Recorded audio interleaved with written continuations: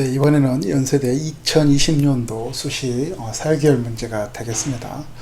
항상 연세대 문제 해제 강의 할 때 제가 말씀드렸듯이 우리 수험생들 입장에서는 본인이 인문을 지원하든 사회를 지원하든 굳이 구분할 필요 없이 인문도 사회를 문제를 풀어보셔야 되고 사회계열도 인문 문제를 풀어보셔야 됩니다. 이거는 뭐 연세대 학교 측에서 입학 측에서 강조하는 사항이기 때문에 여러 문제를 여러분들이 다 살펴보는 게 훨씬 더 준비하는데 효과적이라고 말할 수가 있을 것 같습니다. 2020년도 수시 사회 문제도 마찬가지로 기존의 연세대 문제와 다르게 이제 변형된 문제가 적용이 됐습니다. 그래서 인문과 사회를 문제 주제를 빼놓고서는 크게 뭐 인문과 사회가 어떻게 구분되어진다 이렇게 말하기가 힘들 정도로 문제가 나름대로 인문과 사회가 그렇게 큰 구분은 없다라고 말을 할 수 있을 것 같습니다. 마찬가지로 제시문 하나가 또 영어로 나오고요. 또 마지막 1번과 2번 사이에서는 또 수리 문제가 나온다라고 여러분들 봐주시면 될 것 같습니다. 자, 그럼 본격적으로 한번 문제 논제 분석을 한번 들어가 보도록 하겠습니다.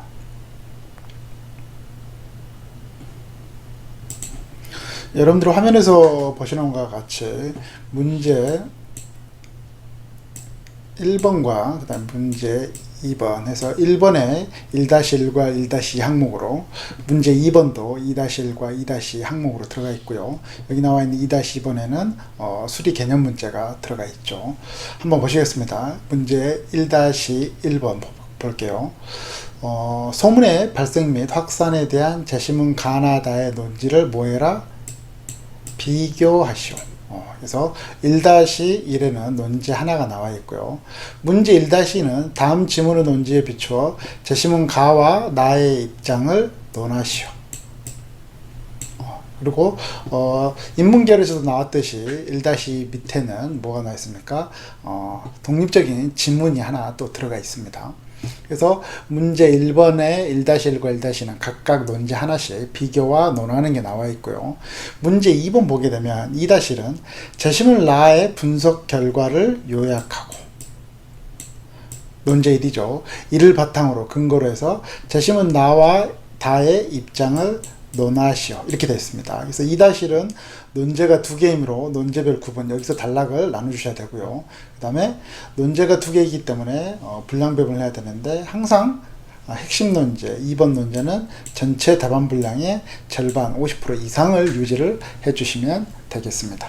그 다음 문제 2-2 같은 경우에는 논제가 보게 되면은 앞에는 이렇게 수식 함수의 수식이 들어가 있고요. 그 다음에 여기서 x의 단위는 100명이다. 주어진 확률 밀도 함수들의 근거, 이 수식의 근거에서 참인 소문과 거짓인 소문이 어떻게 다르게 확산되는지 설명해라. 그래서 어떻게 다른지 확산되는지 보게 되면은 이 수식을 설명을 해달라는 거죠. 그래서 논지의 일.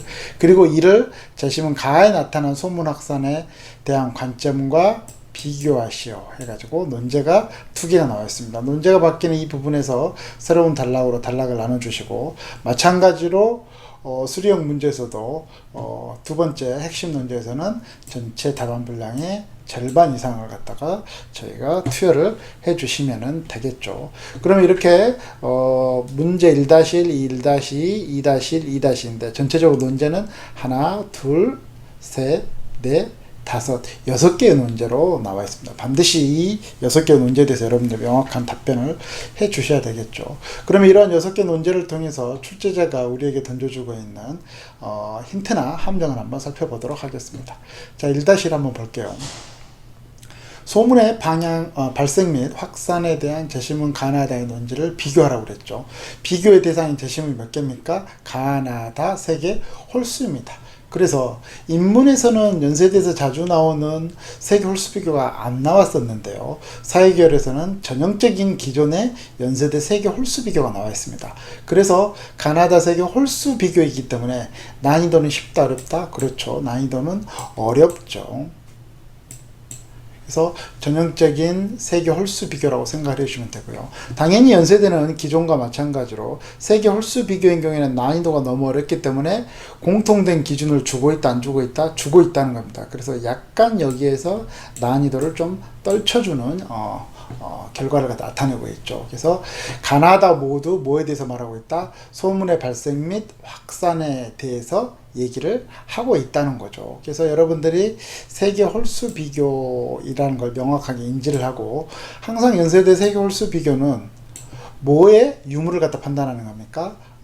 두 제시문 간의 대립성의 유무, 즉 세 제시문을 비교하는데 두 개의 제시문이 대립성이 있느냐 없느냐. 그래서 두 개의 대립성이 있으면 거민빨 유형, 없으면 빨판호 유형, 여러분들 이렇게 비교를 해주시면 되겠습니다. 그래서 거민빨 유형은 그 형식에 맞게끔 대립성을 드러내주면 되고, 빨판호 같은 경우는 대립성이 없이 먼저 다음으로 마지막으로 이렇게 해주시면 되겠죠. 그리고 가급적이면 거민빨인 경우에는 여러분들이 거민빨로 제시문을 이해를 해주시고, 출제자가 빨판으로 냈으면 대립성이 없이 빨판으로 이해를 해줬을 때 좀 더 점수를 잘 받을 수가 있다는 거죠. 그럼에도 불구하고 실제 제가 지금까지 경험상 연세대 수험생들의 합격 불합격 결과를 보게 되면, 출제자는 거민빨로 냈는데 수강생이 빨판으로 했다거나, 그 다음에 반대로 수험생이 또 틀리거나 맞았다, 이 경우가 거민빨로 했을 때 거민빨로 답변했을 경우는 합격할 가능성이 높긴 하지만, 또 예외적으로 빨판어라고 잘못 이해를 했음에도 불구하고 합격한 학생이 있었다는 거죠. 반대로 또 거민빨로 냈는데 거민빨로 맞췄는데도 불구하고 또 불합격한 학생도 있었다는 겁니다. 물론 확률상으로 그렇게 높진 않지만 그런 경우가 있었다는 거는 여러분들이 나름대로 시험 보는 와중에 최선을 다해야겠다는 걸 좀 반증한다라고 볼 수도 있겠다는 겁니다. 그렇게 해서 문제 1-1 같은 경우에 전형적인 연세대 세계 홀수 비교를 이해를 해주시면 될 것 같고요. 여기서 조금 더 중요한 걸 세부적으로 들어가 보면요, 만약에 거민빨 유형이 있을 경우에는 반드시 두 제시문의 압축 언어가 뭐야? 대립성을 띄워줘야 된다. 그 다음에 연세대 비교기준, 시간, 공간, 학문, 이 세 가지를 한번 또 대입을 해서 걸려들었을 경우에는 시간, 공간, 학문에 맞게끔 여러분들이 제시문을 조금 이해하는 것도 굉장히 중요한 포인트라고 말을 해드릴 수 있을 것 같습니다. 이렇게 해서 1-1은 여러분들이 연세대 지원하는 수험생이라면 너무나 자주 연습하게 되는 세계 홀수 비교를 그대로 적용해서 풀어주시면 될 것 같고요. 그 다음에 1-2번 보겠습니다. 다음 지분의 논지에 비추어 근거를 해서 제시문 가다의 입장을 논하라고 했죠. 이제 이런 경우가 여러분들이 조금 어렵다고 받아들일 수가 있는 건데, 실제 여기서 논하라는 거는 사실상 평가해라 혹은 비판해라, 이렇게 여러분들이 이해를 해 주셔도 될 것 같습니다. 그래서 먼저 결과론적으로 말씀을 드린다면, 가와 다는 제시문 지문 A에 있어서 비판을 받을 수밖에 없는 형태인데요. 그래서 쉽게 표현한다면 가와 다의 입장을 비판하시오, 이렇게 논제가 나왔으면 좀 더 쉬울 텐데 논하라고 나왔기 때문에 여러분들이 조금 더 확장된 사고력을 좀 적용을 해줄 필요가 있을 것 같습니다. 참고로 지문 A를 갖다 잠깐 설명을 드린다면, 여기서는 압축 언어로 여러분들이 또 이끌어내서 가와 다에 접근을 시켜야 되는데요. 여기서는 지식에 있어서 과학적 지식이 굉장히 중요하다, 이제 이런 얘기를 하고 있습니다.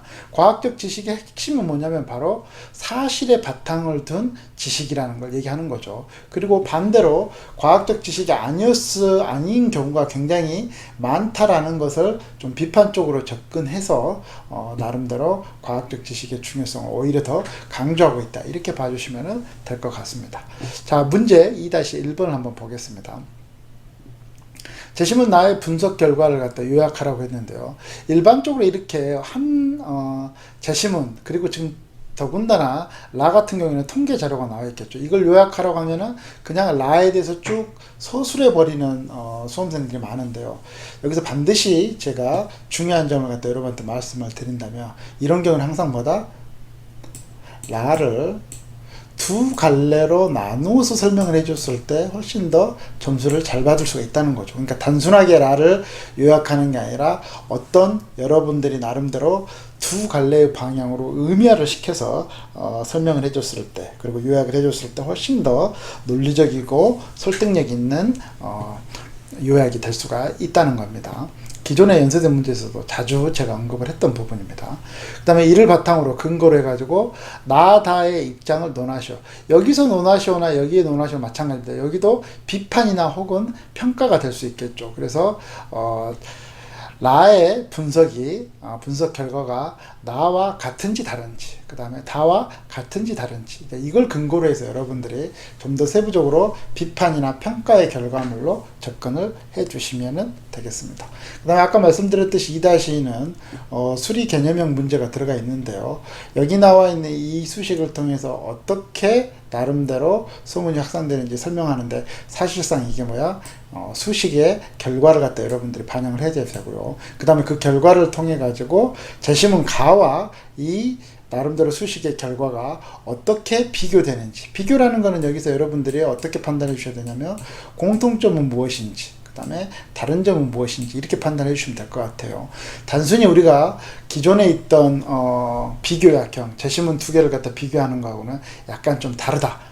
대신 기본적인 권력으로서의 공통점과 차이점을 갖다 나름대로 여러분들이 설명을 해 주시면 되겠습니다.